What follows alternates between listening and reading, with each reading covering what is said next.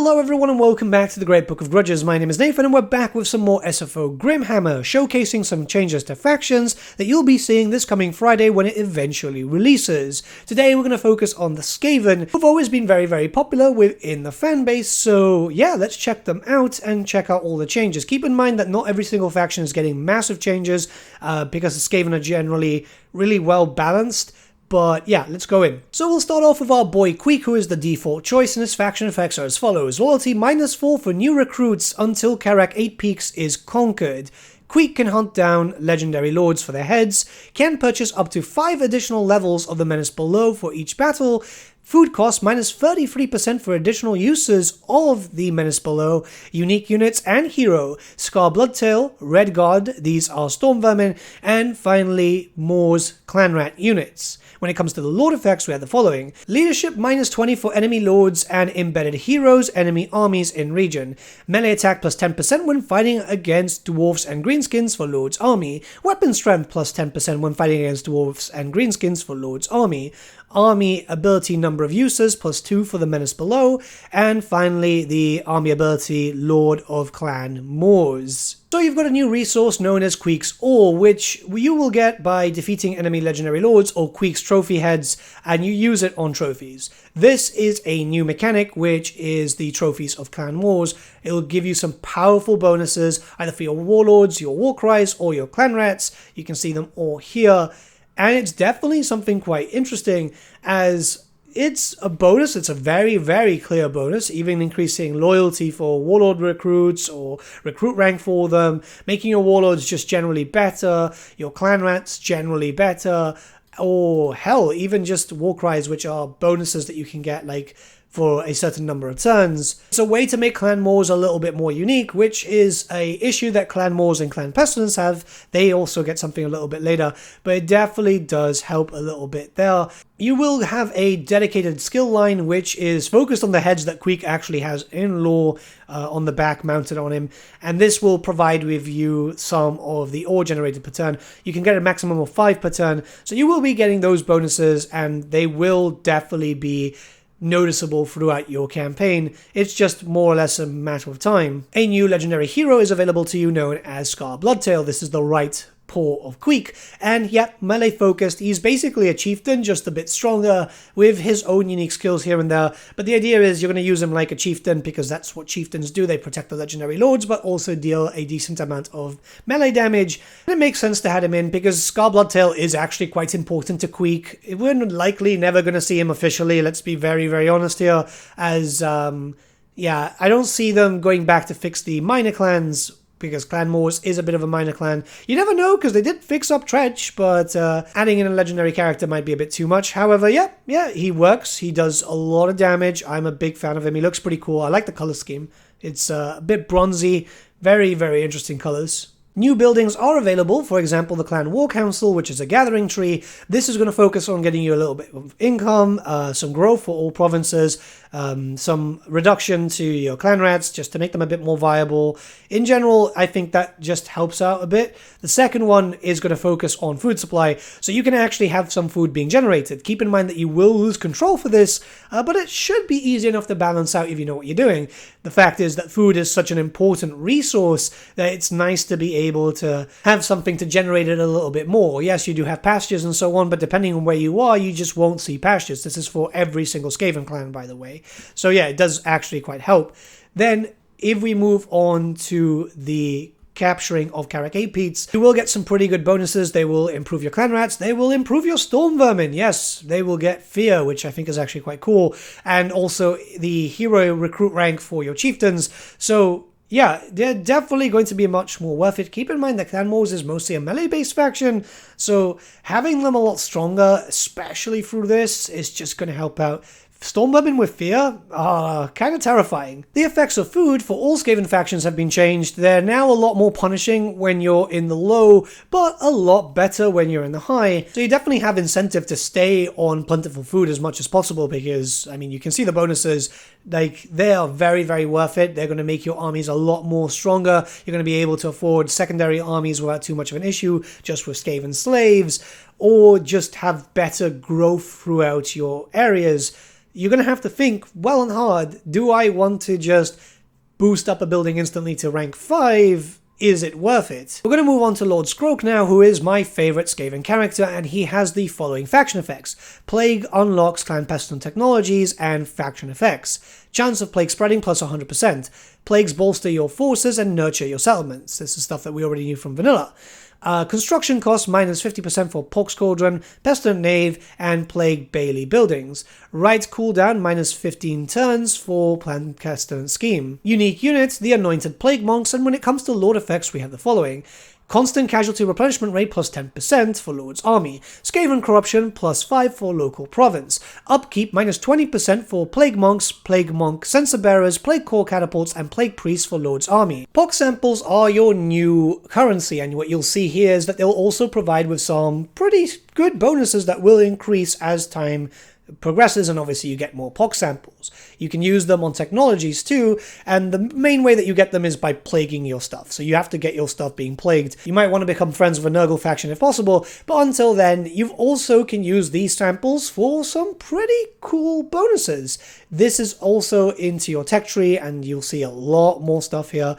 There's so much just extra effects, abilities, making your Plague Monks stronger, your Plague Claw Catapults. The idea is to have you focus very heavily on your Plague stuff, and I like this. I actually really do like this, because I will fight anyone who says otherwise, but Clan Pestilence is the best Skaven clan, and they deserve as much attention as possible to make them as unique as possible. They're a major clan after all, right? They're one of the big 4, so yeah, this does generally give you a little bit of a feel, and hopefully more incentive to play Clan Pestilence, which does get ignored a lot. It's not you guys' fault though. Moving on to Tretch Craventail, we do have quite a lot of changes. So you have a secondary legendary lord, which is Rickrock Slice Blade, and you have a unique garrison with that. Scurry Away has improved effects and grants a minor ward save while active. Diplomatic relations minus 100 with a faction of Clan Moors. Gain the following for 3 turns after declaring war. Ambush success chance plus 25% for all armies. Vanguard deployment for all units. Menace below plus 1 use for all armies. Enemy reinforcement time plus 50%. Attribute, encourage for Storm Vermin units. Yes, your Storm Vermin are going to be a lot better now, but this is the Storm Vermin faction. Additional plus 1 armor and base weapon damage per unit experience rank for all Clan Rats and Storm Vermin. This means that they're going to be a lot stronger. And unique unit, the Richter Storm Vermin. You have 2 different types there. When it comes to Lord effects, you have the following. Devastating Flanker for Lord's Army, terrifying. Speed plus 13 for infantry units. Melee attack plus 13 for during ambushes. And melee attack plus 13 after retreating when attacked. All of this is for Lord's Army. Your second legendary lord is actually quite interesting. You can recruit him from the very beginning, and as you can see, pretty decent bonuses just from his traits, and it'll also help out Tretch if you have him as a supporting army, which, yeah, it's kind of nice. So the character is melee focused, as you can expect. He's another character which focuses very heavily on Storm Vermin, which of course makes sense, as, this is Clan Richter's, so you can have him upfront and personal without too much of an issue. You don't have to have him as a support character. He is more than capable to go up into the Darklands and cause his own trouble, which I think is actually quite useful. And if we start moving towards the buildings, you do have the Rictus Watchtowers, which are going to make your Skaven slaves cheaper. They're going to help you just keep your areas a bit more secure. It's going to cost food, though. It is definitely going to cost food, so you've got to plan a little bit ahead. But obviously, you're in one of the most inhospitable areas. Right now, it's kind of safe. I mean, well, you do have to deal with Scarsnake, who does cause problems, and Fulgrim, but you never know in the future, when eventually we get the Chaos Dwarfs, something like this would be helpful to make sure to actually keep you safe and alive. Right, we're going to move on to the other Legendary Lords, which obviously already have a lot of mechanics, so they didn't need anything else, but they did get changes to their faction and Lord effects, just some minor changes. So, for Ikit Claw, we have the following. Clan Scryer Forbidden Workshop produces Warpstone Doom Rockets and unit upgrades. Research rate plus 25% faction-wide. Loyalty plus 2 for new recruits. Construction cost minus 25% for engineering buildings. Upkeep minus 20% for Warplock Giselles, Rattling Guns, and Warp Fire Thrower weapon teams for Lord's Army. Recruit rank plus 2 for Skaven weapon team units. And finally, reload time reduction plus 2% per rank achieved in Lord's Army. So you can have you can have a lot of firepower being shot out there. It's actually kind of funny. Next we have our good friend the Deathmaster, and he has the following faction effects: Clan Eshin's Shadowy Dealings, Actions, and Clan Contracts. Recruitment cost plus 200% for all non-Eshin units. Clan Loyalty: Eshin Lords never defect. Night Runners and Gutter Runner units use armor-piercing, warp-infused projectiles. Recruitment cost minus 25% for all Eshin units. Unique unit: Black 13. We'll be going over the units in just a very short amount of time. Ambush success chance plus 25% for Lord's Army. Recruit rank plus 1 for Lord's Army. Ability Concealment Bombs, and finally melee attack plus 10 for embedded heroes in Lord's Army. And lastly we have Frot the Unclean. Clan Molder Flesh Laboratory creates unique units and mutations with extreme effects. Immune to mountain attrition. Hit points plus 10% for all characters faction wide. Construction cost minus 50% for breeding stock, pits of the Packmasters, force feeding chambers, and laboratory buildings. Unique hero Gorich. But when we go into the Lord effects we have the following: upkeep minus 20% for Wolf Rats, Rat Ogres, Mutant Rat Ogres, Brood Horrors, and Hellpit Abomination units for Lord's Army.